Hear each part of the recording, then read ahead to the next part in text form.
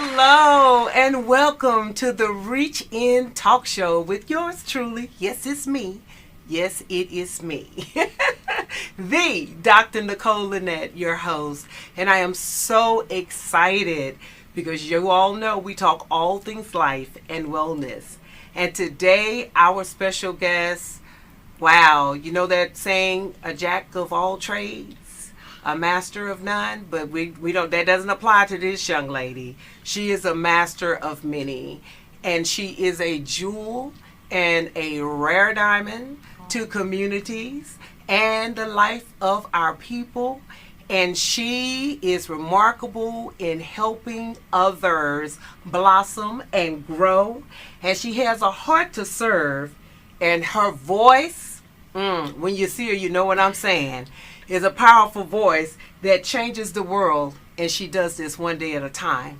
So without further ado, help me welcome Miss Tanisha Manning to our room today. Give it up. Hello. Hey. Oh, man. Thank you. No, thank you. Thank you for who you are. Thank you for what you do and who you are helping people to become. Yeah. So, I know a little bit about you, but let's talk to the people. Let's find out a little bit about who are you, where are you from, what are you single, married, in a situationship? I mean, what's going on with you, Miss Man? Okay, so we need to get a tea. Okay. No, first of all, thank you. It makes me kind of sentimental, but I'm Tanisha Manning. I am from Houston, Texas, born and raised. From Sunnyside, South Park. Yes. Depends on who you're talking to, determines which area you can say you're from. Right. But I graduated from Ebony Worthing High School. I am so sorry about that. See, that's okay. It's okay. I try and explain to people but I still that love Worthing you. produces greatness. Okay. See, you sit in the room. Absolutely. Greatness recognize greatness. Yes. Okay. After Worthing, I went to undergrad in Little Rock, Arkansas at Philander Smith University now, where I obtained my degree in business administration with a minor in political science. I actually took a gap year after that, came back, was a student success coach at Westbury High School, and my kids there, I call them my kids, I was on them about going to college and getting college applications, and they were like, so what are you doing about law school? I was like, okay, gather me. So I went to law school after that in New Orleans at Tulane University. But I always tell everyone I'm a lawyer that does not practice law because I recognized about my second year that a lot of the root issues in our community are in the policies and the laws that are enacted. And so I just prayed to God, like, please give me a policy position, which he did. Worked for the county was a policy advisor for about 2.5 years. Now I do community engagement work with some policy still on my plate. Okay. I'm single. I love God. My church is New Life Temple Church. All of my speaking, my voice, all of that, my gifts, they were rooted in my church home. I tell everybody my first public speaking experience was at the church where we did our Easter speeches, and we always got the long Girl, come on now. Yes. And we did not walk up there with a paper. We had to memorize them. Yes. And so outside of my career job, I have a nonprofit, Engaged Voters, which I'm sure we're going to dive into that, where we work to increase the number of young black voters in Houston. And I have my Tanisha Manning brand, where I'm a professional branding coach. For about 6 years, I've done resumes and cover letters. I've shifted from that, and now I do public speaking on various topics across the country. Okay. That's me in a nutshell. She's internationally known, and she has graced our place here. And it's an honor to be here. And it's an honor to have you, my sister. Yes. I love it. Yes, I do. So you have a lot going on. I'm thinking you started when you were about 2. Yeah. I started reading at the age of 4. Okay, 4. Okay. Yeah. Okay, wow. So that lets me know, I'm thinking your name is Tanisha. I'm thinking you're pretty tenacious. Okay, yes, wordplay. Yes, yes. I love it, yes. Yes, and it's always good to expose the sheroes and the heroes in our communities. Absolutely. Because the narratives are so negative. Absolutely. Regarding our, let me be specific, African American communities. Yeah. And you being, you forgot to throw in there an author. She forgot to tell y'all she's an author. I'm an author. And I read about the 5-step guide to starting a business as a Black millennial. Yeah. And just that book itself, and finding out you're an author and starting business as a millennial and all of that is such a great, as I'm thinking Bible now, lamp unto my feet, light unto my path. It's a great light, let me just say a great lit path for millennials and Gen Zers and generations to actually follow. Because a lot of times you hear, other older groups that are saying, what young people should do and things of that nature. Yeah. But it's just really good when you have millennials and those that are focused in that gap, to bridge that gap. Yeah. And when I listen to you and I see you, because I've had a chance to spend some time with you, I think of you as a bridge, and we can do bridge over troubled waters. Heavy. We can do bridge, that keeps heavy. the trolls away. I don't know, but a bridge, Right. community bridge. Yeah. And oftentimes here lately I've been talking about gatekeepers. Come on. And you're a powerful gatekeeper. And so I'm so excited to have met you and have had time to spend time with you. Kind of missed my time with you, but that's all right. We'll catch up later. You're here today, so I'm excited to have you here. So I know you're a lawyer that doesn't practice law, but technically you're an advocate. So some of the similar things. Yeah. But what type of law did you study? So I actually most of my coursework after the first year you get to line it up. Right. It was criminal defense. Okay. I tell everyone if I ever practice, it would be criminal defense. Okay. I did internships with the Orleans Public Defenders, and that's where my heart broke. I do not like the system. Hate is a strong word, but I really do hate our criminal justice system. Right. So I've actually never practiced, but if I do, I still the policy work I do, it's all still rooted in transforming or maybe getting rid of our justice system. Right, right. And maybe creating a new, more because it was viable. never created for us to thrive and succeed. Right. The first slave patrols, the first police were slave patrols to catch slaves who had run away or who had even been freed and were in a different location. And now, so it was never built for us to actually have fair and equal justice. Right. And so until we really address those root causes, then we see the results in everything, all the disparities. And that's just a whole, I could take us don't you start I'm not gonna nothing start it. else up on them. We're going to start some stuff, but let's try and keep it focused. from, Yes. but I took a lot of coursework, did a lot of courses, or took a lot of courses, related to criminal law. Okay. So, Okay. That's amazing. And, and on the other side of that, dealing with the root causes in the criminal injustice system, then also teaching our youth and community on what those barriers, those traps, and all of those things are, and helping them to identify them. Yeah. So that we can know how to strategize and equip them on how not to get entangled with that system. Right. Because when you know your enemy, I always think strategically about the art of war. When you study your enemy, whatever that may be, person, place, thing, thought, when you know your enemy, then we can't just keep saying, well, we have an enemy, and succumbing to the idea that we have an enemy. Right. We have to know our enemy and then use wisdom and strategies That's it. to prevail beyond our enemies. That's it. So basically what I'm saying in a nutshell, so that we can stop using excuses in our communities for not thriving. Yeah, that's the whole thing too. I do know that sometimes we are our own downfall. Mm-hmm. And I am one of the ones to say, well, do we have a choice? But it is also some of that, the accountability. Right. We like to, I tell people, let's not share the blame. Let's share accountability. Right. And there is a role that we have to play, considering the circumstances that we are faced with. Right. Where we just got to do what we got to do. Right. You right. know?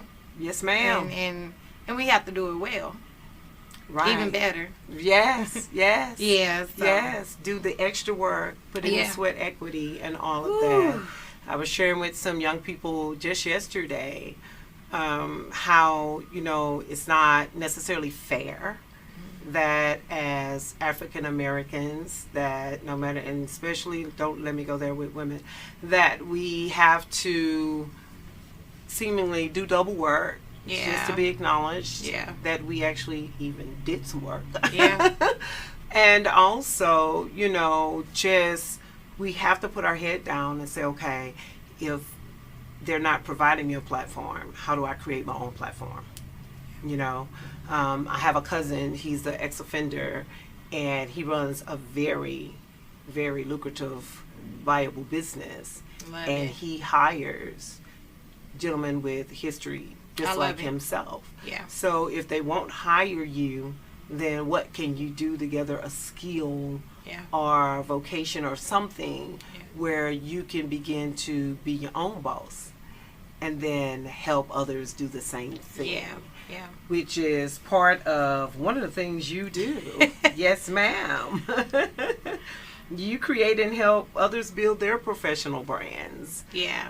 And you say you've been doing that for about 6 years. About 6 years. Some days I'm like, God, I can't believe I'm really doing this. But professional branding is, it's a slew of things. But the most basic things I tell folks is, okay, hey, you need to be able to have a decent resume, a very nice resume, and a cover letter if needed.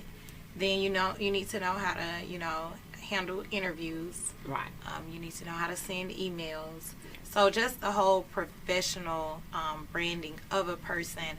I work one-on-one with a lot of from college students on up, even some recent high school grads.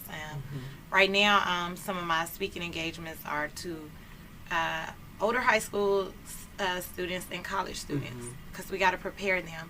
And what I like to tell them is that we know this is 2023. This is a lot of new things, but a lot of industries are still very traditional. Yes. Especially the legal, right? And so we have to play the game a little bit. Yes. But we have to be able to navigate in these spaces. Because I tell them, I can navigate in one space and I'm a whole different person in another. Space, yes. We can be multifaceted, but that professional side of you have to be able to grow that, build that, foster that. Right. And so I do a lot of that. I keep saying I do. I did a lot of it. Now I just kind of teach it. Right. I'm working on releasing a webinar for resumes so that people can do it on their own, because I just don't have the capacity to do them anymore. Right. Well, that's a part of people eating. Yeah. Yeah. You can give them a fish, or you can teach them how to fish. Yes. Because if you give them a fish, they eat for a day. Yeah. Teach them how to fish, they eat for a lifetime.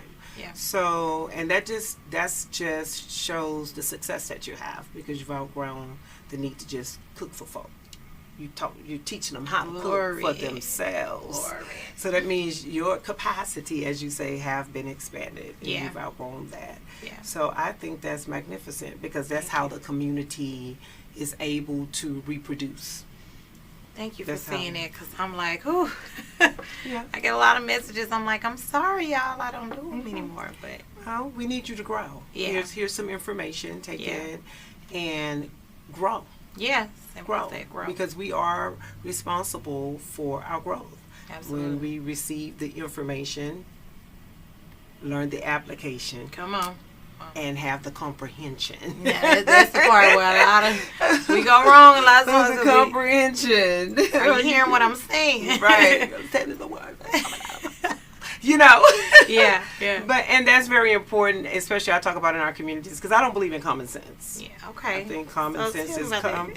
well, common sense is coming to whom it's coming to. Because here's the deal: I may think that someone should know something, but I'm not aware of their background. Yeah, I don't true. know what they've That's been true. exposed to or not been exposed to, and I think that we have to be very careful That's good. because it creates a spirit of arrogance when we Yeah. say you should know that, Yeah. but you don't know the backdrop. You don't know if I've ever been exposed to Yeah. that. You don't know, even if I've been exposed to it, did I understand what I was exposed to?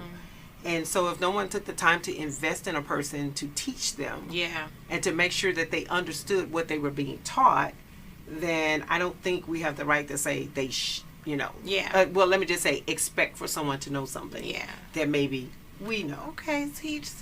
So we have to be careful about that because Yeah. I think what happens even in the school settings, we Yeah. assume that a student should know something and their comprehension level may be different than another student's Right, comprehension right. level.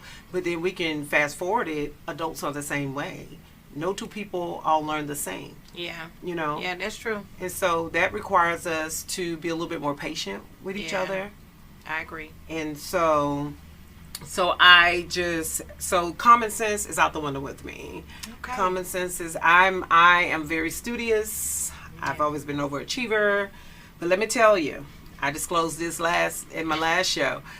When math, and I was top in math until I got to algebra 2. But that was because I had an instructor that felt that helping with the alumni Oh. was more important than being in the classroom teaching us. Okay.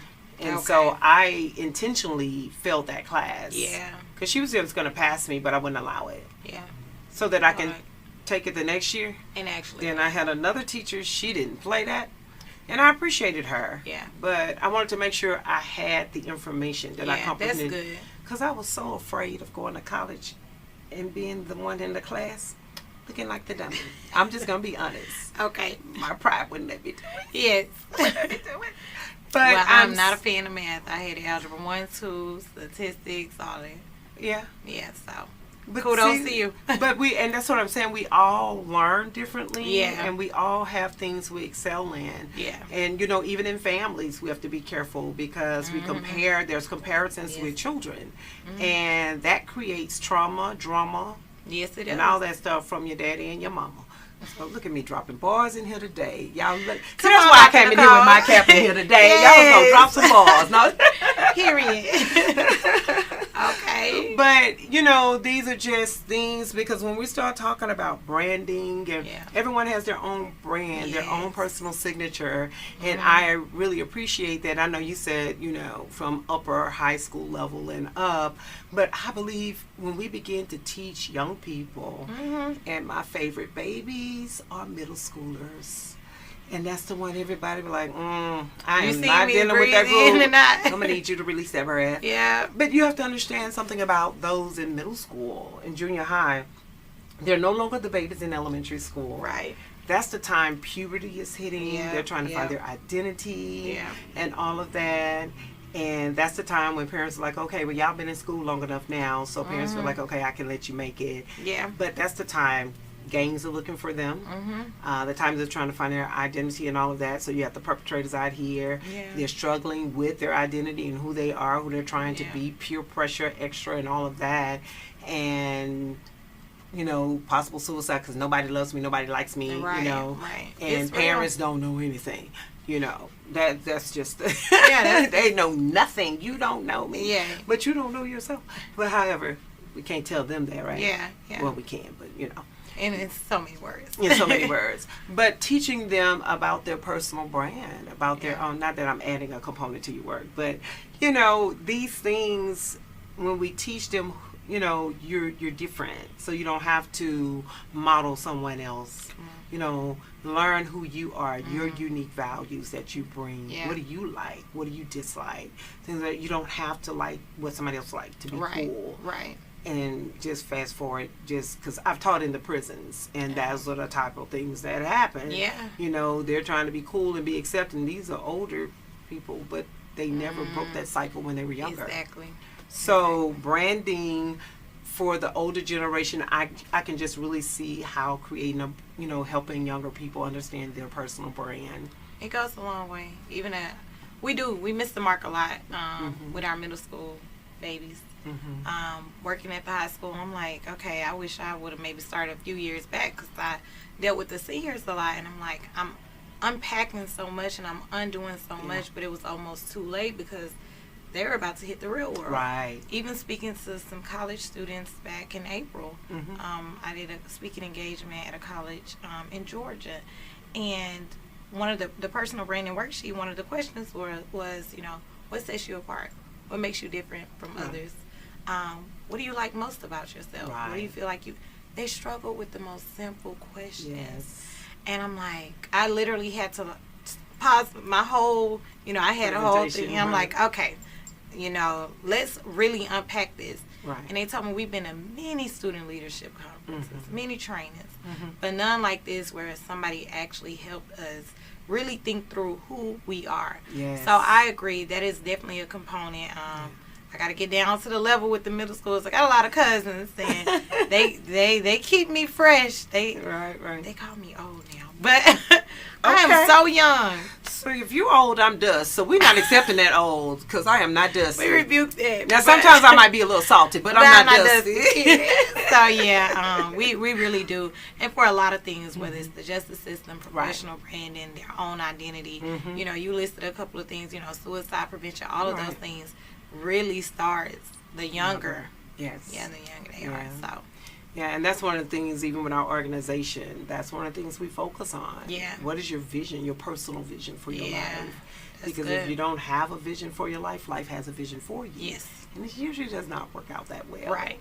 So we're teaching our young people vision so that when they, get to that point of the collegiate level and high school level, because there are young people in high school, I talk to them, so you're a sophomore, you're a junior. What are you planning to do on the other side of high school? I'm not sure yet. Yeah. But then I become their granny, mama, auntie, because it's sister, friend. I become all of that in one, and I begin to challenge them. Yeah. Because I don't know when I may come across their path again, and someone may not ever challenge them. Yeah. And so I don't take that lightly and for granted. So branding is very important, and we've been there for a minute. But if you don't know your personal brand, you can call Miss Tanisha Manning. Get on her schedule. And definitely get on the schedule. You must be on the schedule, okay? Because she's a busy lady. Y'all heard everything she does, right? And there are some things that we're not even disclosing that she does. Wow. Yes. Because even as a community engagement coordinator, what made you decide to leave policy? And we're gonna get into the other stuff. We're not gonna talk about engagement. Yes. But what made you decide to get more into community than policy? Yeah. Doing policy, I still am a policy guru. I do love it. Right. But I just realized whether we collectively as my colleagues, my team, or really me, we were missing the mark somewhere. We're creating these programs, these initiatives. We're thinking through them. We're having these brainstorms and these thought dumps with each other, but we were missing some of the most important voices, the people who we were creating these programs for. Right. And everybody knows at work, I work for the people. I came here to serve. I'm on assignment, so if I feel like that I'm not fulfilling my assignment, then it's time to kind of move around. And so, and to take it spiritual, yes. God starts making you feel uncomfortable when you're not working in what He has for you. So I'm gonna need you to put that belt down and stop hitting me with that. Girl, quit hitting me with that belt before I call CPS. You feel it, and and so I made the decision. It was already kind of happening where there were being shifts made on our team, and I was like, oh, I'm okay where I'm in. And they're like, no, actually, you should be here. And now that I'm doing community engagement, everybody I meet, they're like, you are like thriving, like you're glowing in this role. Right. And I'm like, now I'm really on assignment. Like I'm really walking in what God has fulfilled for me, at least in this season. Right. And so, I just felt like we were missing the most key part. And, I do work for a local government, and Right. It's so far removed from people, and so Right. I tell everybody, all of the Right. constituents, you are gonna see me in heels, you're gonna see me in the dress and Yes. stuff, but I promise you, I will get down and dirty with you, Right. you know. So I'm still here, I still care. I just like to put heels on with it. Okay. You like to get in the gutter. Yes, With the heels. and my nails. That's my branding. You're gonna see me with the heels and the nails. Right. And I think that since you went spiritual, we think about because everybody know I'm a preacher too. Yes, ma'am. And they see me. Well, you all have seen me. You've never seen me dressed down, but now you know a girl can dress down. And still look good. I can do all things. Yes. Yes. However, I tell them, don't let the prettiness and the perkiness and the ladydom fool you. Mm-hmm. I'm not just a highway chick, go to the highways and the hedges. Yeah. I'm a hedge chick. I like to get into the streets. I like to get in the gutter. I like to get where people don't want to go. Yep. Because those are some of our most viable citizens, communities. I shared on one of the last shows that even with the mayor's, what is these communities? The complete communities. Complete communities. But when you're missing communities, there are no complete communities. Yeah. Because this city does not thrive Yeah. and become the great city that it is, no greater than the worst community that's in it. Yeah. That So is good. That's it's good. very important Yeah. to make sure the communities are complete. Yeah. That's So that means resources and Woo. that gap that you were talking about, the programs, and what I admire about you, because you were able to see where there needed to be a bridge. So I keep telling you, keep reminding me of a bridge. So you have these governments, but they're so far removed from the people. Yeah. And I think that's a travesty, because representatives are supposed to represent the position of the people. Come on. So if we're not doing that, Yeah. then that's a challenge. Yeah. And it's and so the people are here feeling like government does not care about them. Yeah. And then government is here like, okay, we're just doing what we need to do. Yeah. And here's the question. How are you implementing programs and feel like this is what the people need if you have not Right. connected with the people? Right. And a lot of political offices, I was very intentional with who I decided to work for and, Right. Where I work. And I tell people, government, we imperfect. We do not get it right all the time. Right. Some unintentional, a lot intentional. And so you do have to really scrutinize and be critical of the government. It's our job to be responsive to the people. Right. And so, it is like, how do you develop these things? And so in my office is great at understanding root causes and understanding the needs and the values. But I'm like, but we also have to be great at touching the people. Yes. The people know that we get the roots of it, but the people need to know that we know them too. Right. And so we do way better than most. But again, are we perfect? Right. No. Right. And so I love what I do. I wake up every day happy. I was sharing with you, I was in CUNY Homes today. Right. And in my mind, I was like, okay, I'll go here, do what I have to do. I'm there eating, dancing, having a good time, and I felt at home. And touching the people. Touching the people. It's like shepherding. You want to smell like the sheep. That's it. Yes. We're going to stop there because we're going to take a break. Okay. Because we're going to talk about this thing you do, this thing you decided to do 3 years ago. Ooh. Yeah, we're going to talk about that. Okay. So, y'all stay tuned. We'll be right back.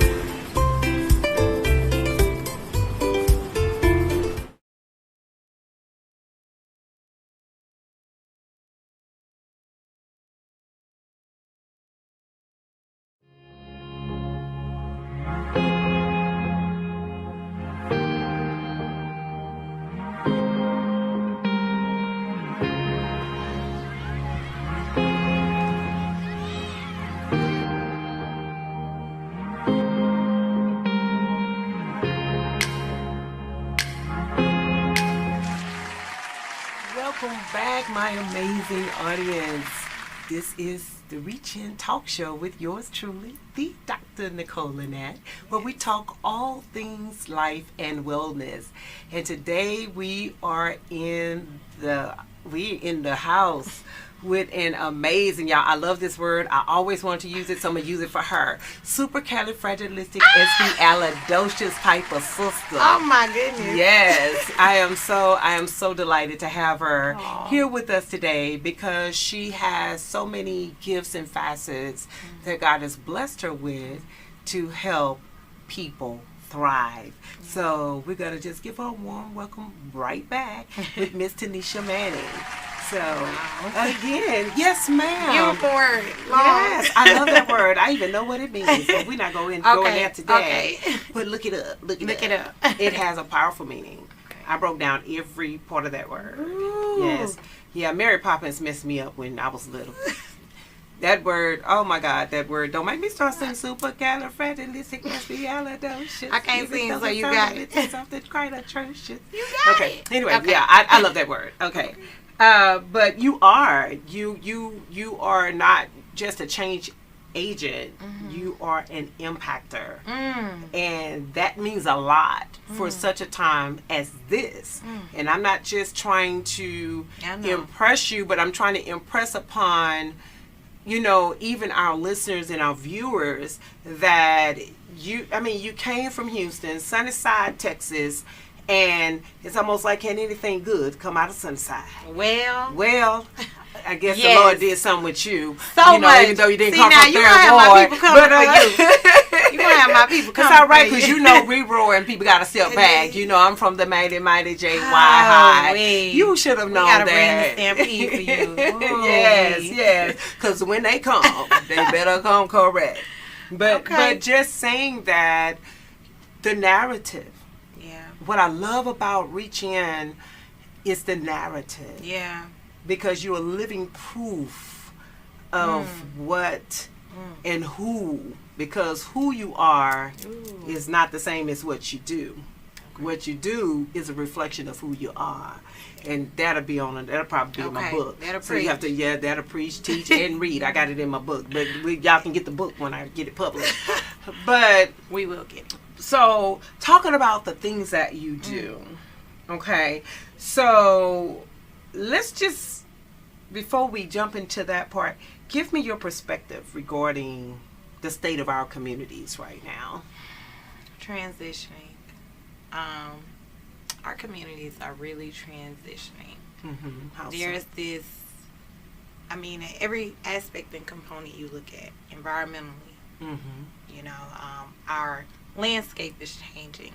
If we bring it all the way to Sunnyside home, we see the new structures being built. Yes. We see the new things popping up in our neighborhoods and our communities. We feel the climate. This is probably the coolest summer we're going to feel moving forward, and it's hot, right? So we're transitioning from something else. Our elders are leaving us. Our giants are leaving us. Yes. We're transitioning from having them in our era to now it's us, right? There's a shift in our political landscape. We're used to very traditional political persons. This is a completely different landscape. Education wise, we are transitioning from, I don't want to say the old, we're transitioning from what we've known to almost the unknown. Technology, tech-wise, I'll just say tech-wise. The devices continue to expand. They're looking into AI and robots. Right. And so when it boils down to our community, we are transitioning, but are we keeping up? And are we keeping what was embedded in us and what was taught in us? And are we applying that while also using some of these newer unknown things? Yes. I think we're in a state of trying to figure it out. Right. And there's this resistance from what has always been here because they feel as if y'all are completely washing away what we worked so hard to implement. And then there's this resistance from us where we're like, y'all are not even giving us space to breathe, to speak, to be. And so when I that's the word that I feel that we are in. Now, some other words, we are in a scary, we don't like to say that, but these are scary times. Because we just don't know. We literally just don't know what. Every day is something new. Right. Something new where we have to really hold on to our values and our morals. Yes. We have to really hold on to our money. Yes. We have to really hold on to our babies and our kids. Yes. And it's like, are we transitioning to something scary or powerful? These are some of the smartest kids, geniuses. We have some of the coolest devices that can do things for us. We are implementing new things that make life easier. So is it where's the balance? Well, we're going to talk about that with this project that you started 3 years ago. Because I believe it has a lot to do with the questions that you just placed out there, even though I know some of them was rhetorical. But I do believe that we have to be careful about trying to uproot foundations. Yep. Because the truth of the matter is, if someone was to uproot the foundation of this building, nothing would be able to stand. Yeah. And I don't think we need to remove foundations. I believe we need to grow and expand and evolve from those foundations, because I'm an avid believer that every generation should supersede the previous generation, because that's a part of growth. Yes. But how do you make that connection? Again, I'm going back to that B word. Bridges. You have to have bridges, and you have to have solid bridges that can withstand the test of time. And you have to have the proper gatekeepers in place. That is just something I don't know, that's just something I'm talking about that's just part of my speech now. Having the proper gatekeepers. How do you make that transition for, those shoulders that we stand on? Because we have shoulders that we stand on. And when we start trying to shake those shoulders, we fall.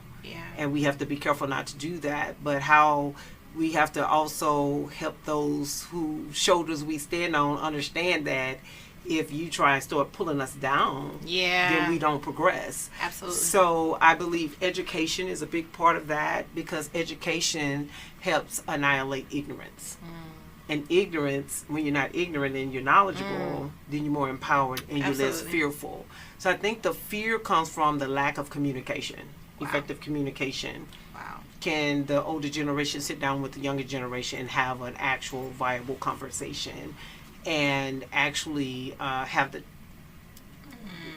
the patience to have that dialogue, or have someone to mediate that can handle that, and then make sure the dialogue happens in a healthy manner. But that's another topic. So 3 years ago, you gave birth. Wow. Woo. And when you gave birth to your nonprofit, the Engaged Voters. Yes. What created that that relationship of vision, thought, process, and manifestation? What impregnated you with that vision? Wow. I've never given birth, so now I'm like, woo, this is real. So it was 2020, and it was the pandemic, one of the biggest presidential elections that we've come across, and the unjust killing of George Floyd. Okay. So it was just so much going on. Okay. And I love social media. I'm fasting from it right now, but people were kind of, it's this narrative, go vote, go vote, go vote. And my generation, or my peers, my colleagues, were resisting it for one of the most important elections. And I'm like, what is it? What is this? I've always been a voter. I've always been like very aligned with our civic engagement and advocacy. So I just did a poll on Instagram, and I said, well, why don't you vote? And I'm like, actually go back and watch my story and answer these questions. And a lot of it just really came back to they don't understand why our vote is important. Yes. People know that, yes, our folks fought for the right to vote. We really tired of hearing people tell us, they're like, we know this. Right. But, like, tell me today why my vote matters. Yes. And so I was like, okay, well, I am going to take it upon myself, so I'm going to break it down for you. Mm-hmm. And so it started with just me on social media all the time. And then I don't know if you recall, there was like a blackout day on social media during the pandemic. And I recall. I respect the why, but I was so upset on the day because it was multiple states like last day to register to vote, and it was multiple states like first day or last day to vote in some elections. It was just like, no. And I'm scrolling and everybody's page is black. So I made all these colorful posts. Very vibrant, colorful posts on my social media. And from that, seeds began to be planted. Folks started asking me to speak on their IG lives. Everybody was at home. My church created space for me to start speaking about voting. Right. And, like, it just became this thing. And everybody was like, okay, wait, you need to, like, continue to do this. Right. And so I'm like, okay, Lord, like, I used to always say that I'm going to have a nonprofit, don't know what it's going to look like.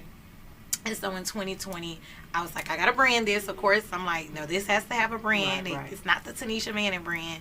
And Engaged Voters was birthed just out of that whole time period. And just the need to just simply get the information out there. I could care less if, you know, it really had a brand. But I was just like, these folks got to know this, especially because we have an election coming up. Right. And it's more than just voting. And I was trying to get them to understand that. So.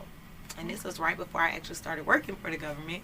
And I'm like, oh, okay, it all makes sense. Right. So for our listeners, let's talk about it. Let's just break a little bit, unpack it a little bit. So what's the purpose, process, and the benefits of voting? Ooh, okay. So, love this question. I just did a training last night, doing another one tomorrow. Okay. How do I want to package this in the best, quickest way? It is our duty to elect those who have the power to make decisions for us. Everybody cannot, unfortunately, the way we have to have a system in order. I mean, that's back from biblical times. There has to be an order in place. So you have to be able to, we deserve the right to vote for those who have that power. Okay, that's first. Then we deserve the right to actually have some role in that power, because it's not always just people on the ballots. It's also propositions and amendments.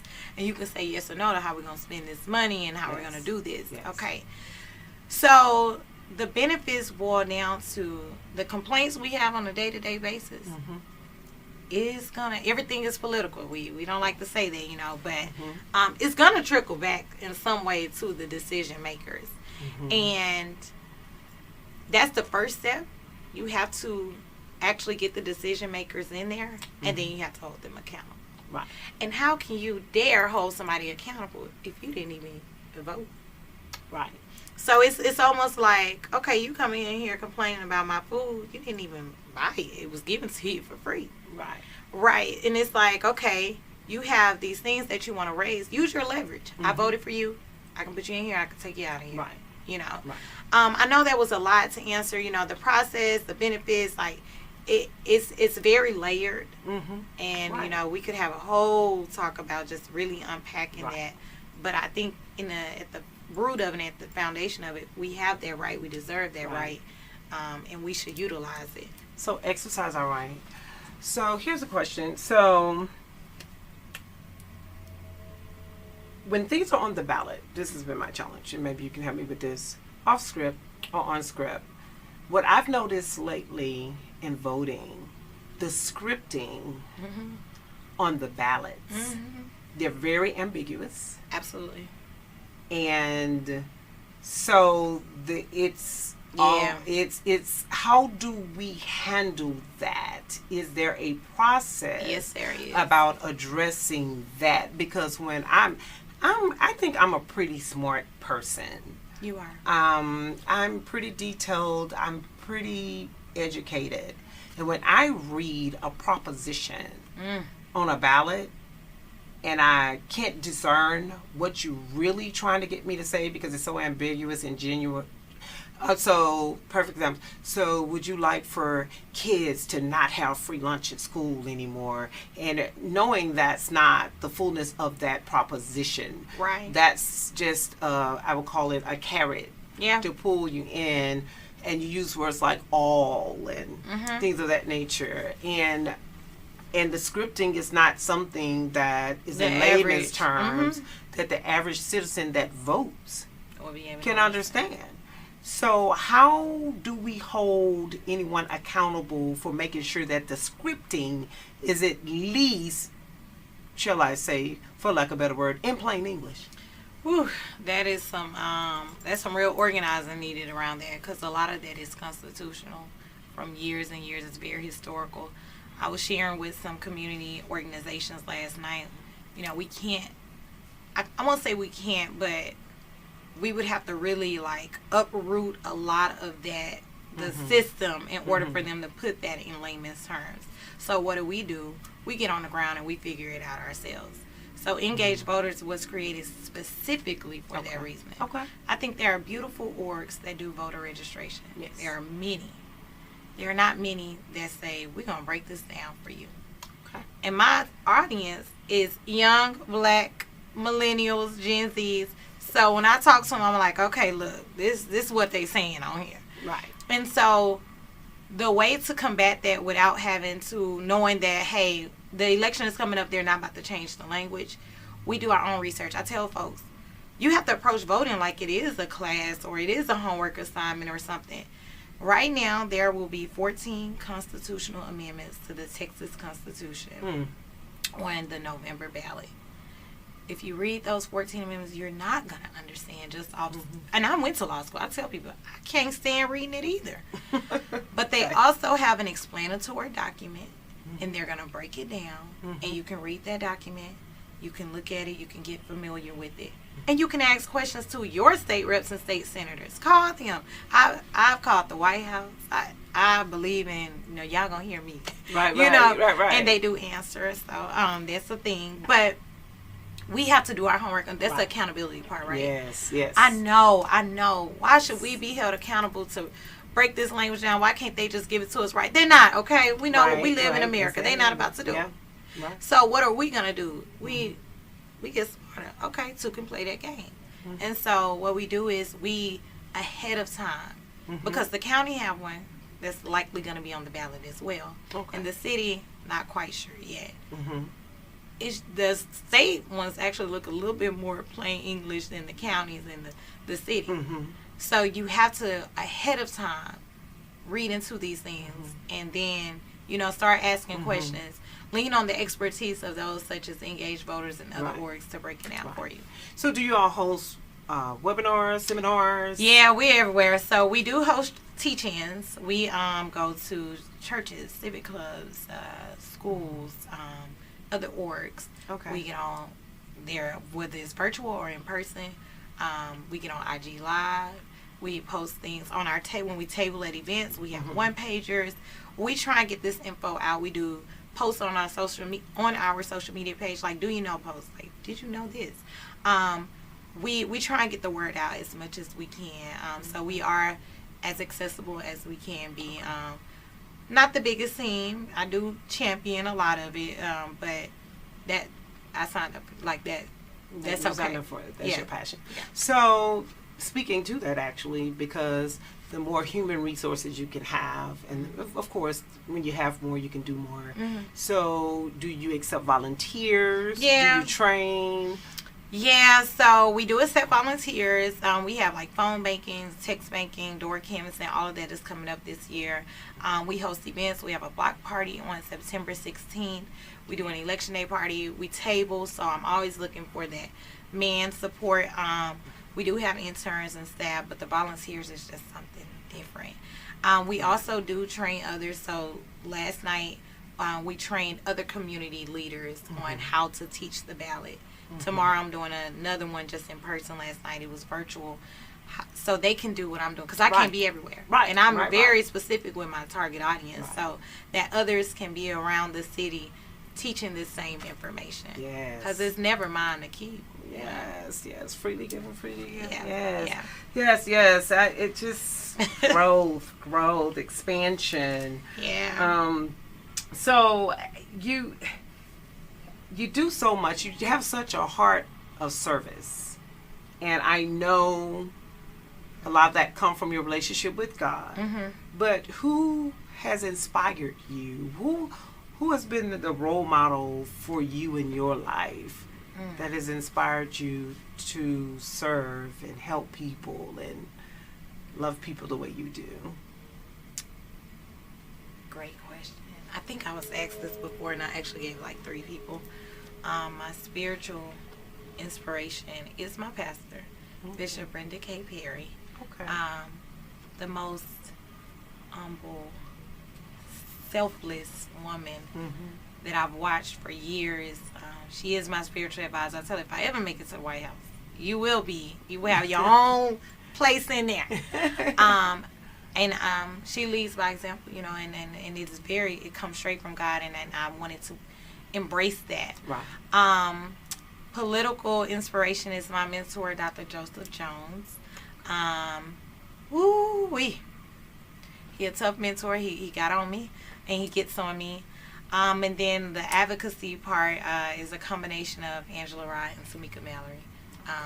I love Angela's intellect and even Tamika's, but Tamika has the fire, the advocacy. I'm a little bit out of my activism days, but I used to be out there protesting, and I was in there, you know. But so those are a few people. I know you said one, but it's a combination that, you know. I just said who. So your who was more than one. Yes. Yes. Okay, because I know that there's always a seed planted somewhere. Yes. When we're out there, because none of us, there's no self-made successful person. We all have received something from someone in our lives to stimulate us to grow and become even more the better person that we can be, so that light can shine through and shine upon others and encourage them. And so I would love to continue this dialogue, because you are such let me just say, you're just a gift to society, but you're a gift to the world. And I was going to ask you, so since you said it, girl, you going to run for president? Because you already said you ever get in there. It used to be my dream. I believed it with everything in me, but now... You're still young.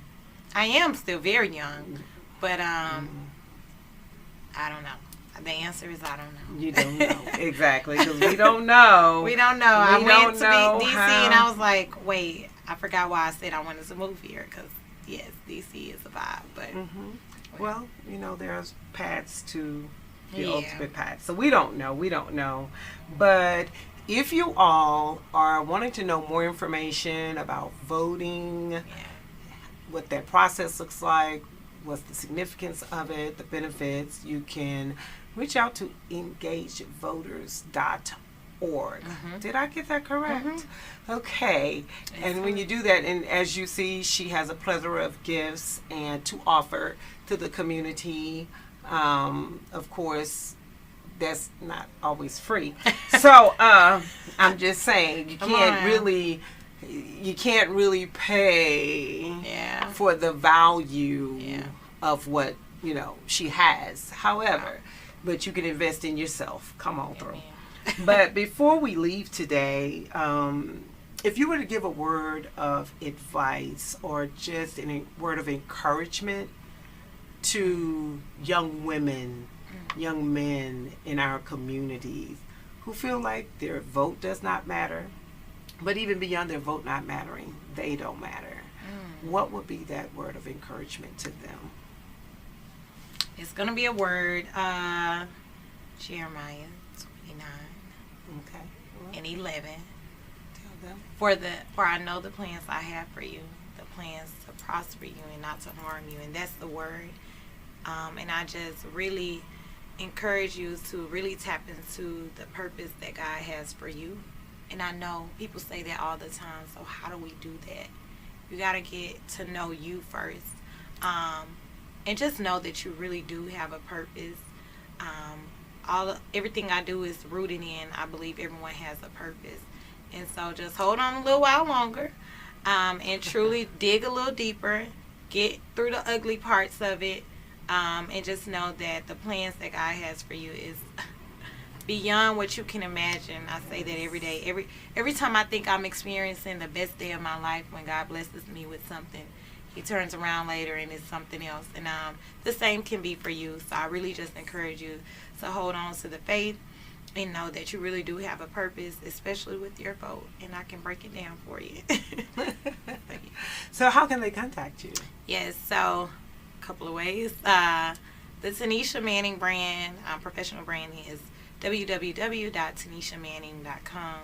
Instagram is Tanisha Manning, and it's TANISHA. The Engaged Voters brand is www.engagedvoters.org, and the Instagram is Engaged Voters. For both of those, you can email info@tanishamanning.com or info@engagedvoters.org, and you'll get in contact with me or one of my staff, and you'll get to me one way or the other. Okay. So, is it too late for them to register to vote? No, October 10th is the last day to register to vote. So you still have time. Even if you register after October 10th, you just can't vote in November, but you can vote in the primaries, which will be in March, or in the runoffs, because that's the thing too. But yes, October 10th is the last day to register to vote in the state of Texas. So your action item, if you are not registered to vote, please register to vote. You may not understand the totality of the process, but that's why you have Ms. Manning here and Engaged Voters. Reach out to them. But go ahead and register to vote, because truly your vote does matter. It does count. And Ms. Manning, as always, it is a delight and a blessing to have truly, you, thank you. to grace us with your presence. And not just that, but the information to help empower people and to help them grow. And you know, we talk all things life and all things, wait a minute, y'all, I don't got my tagline. We talk life and wellness. All things life and wellness. And we do that because we want you to understand that you have a power on the inside of you to help become successful in your life, regardless of your background. So until next time, this is Reach In. Reach In.